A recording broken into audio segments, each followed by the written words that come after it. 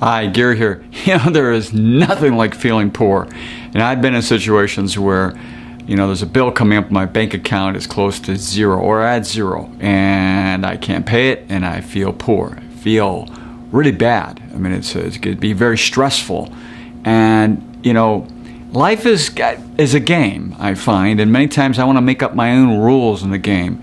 And one of my rules is to try to stay really calm, collected, and in control. And one of those things is to make sure money doesn't come into that part of it. So why not come up with a couple of rules that you can live by so that money's never controlling how you feel, think, act, and so forth. I think it's really important.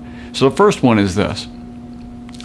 Plan out your large expenditures for the year. You have vacation you're going on, weddings, a lot of weddings to go to. You have different holidays, and then maybe there's some large, expenditures for furniture or something for the household. That's important to know where those are coming in so you don't get nailed at some point in time and get low on cash, real low.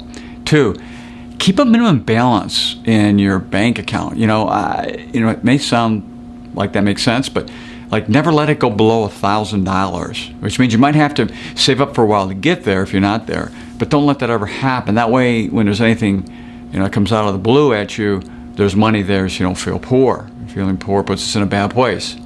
Number 3, spread out your bills. Don't have them all come at the same time. And there's a little bit you can do here, manipulate that, so that you just don't have this huge influx and you just watch your bank account balance just go way down. Just a bad feeling when that happens. So try to spread them out. Also, and this is the 4th one, is time it so that your big bills come in a few days after you get paid. Yeah, because again, it flushes up your account. The big bills come in and kind of bring it back down, but you feel like things are staying somewhat constant. And that's just really important to feel like you're in somewhat of control here.